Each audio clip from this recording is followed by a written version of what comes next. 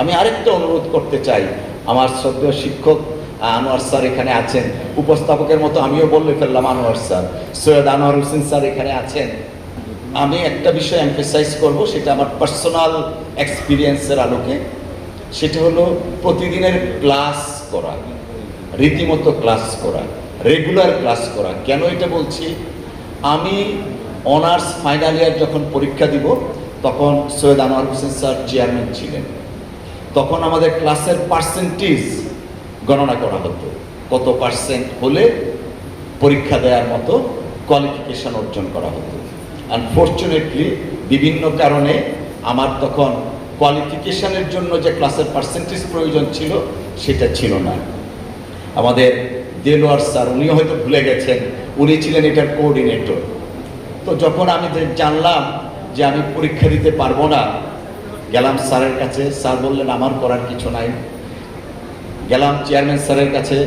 Chairman sir বললেন যে আমি অ্যালাউ করব না তোমাকে।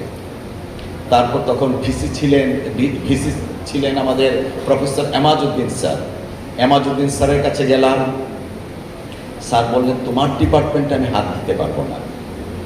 দৌড়ে গেলাম আমি মমিন চৌধুরী স্যারের কাছে, সিরাজুল ইসলাম স্যারের কাছে। স্যার, আমার একটা বছর আমি লস করতে দিতে চাই না।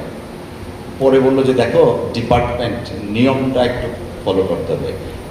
এমাজউদ্দিন স্যার সৈয়দ আনোয়ার হোসেন স্যারকে ফোন দিলেন যে অ্যালাউ করে দেন। আমি তখন ঢাকা বিশ্ববিদ্যালয়ের সিনেট সদস্য বটে, ছাত্র প্রতিনিধি হিসাবে। স্যার আমাকে ডেকে আনলেন, ডেকে এনে বললেন, হ্যাঁ হয়তোবা তোমাকে যদি অ্যালাউ করি, তোমার জীবনে কখনোই শিখবে না নিয়মানুবর্তিতা কী জিনিস।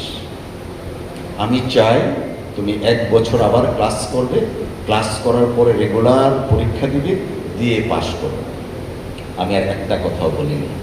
পরের বছর, ওই বছর তো পরীক্ষা দিতে পারিনি, সারা বছর ক্লাস করেছি, ক্লাস করে পরীক্ষা দিয়েছি। স্যার তখন বলেছিলেন, ডিসিপ্লিন লাইফ যদি লিড করো, জীবনে অনেক বড় হতে পারবো। আমি জানি না স্যার কতটুকু বড় হয়েছি, বাট আমরা এখনো আপনার ছাত্র হিসাবে। আমি এই কথাটা এখন আপনাদের সকলের সামনে, আমার স্ক্রিপ্টের বাইরে কিন্তু, ওনারাও তো জানেন না, সকলের সামনে এই কথাটা এই জন্যই বল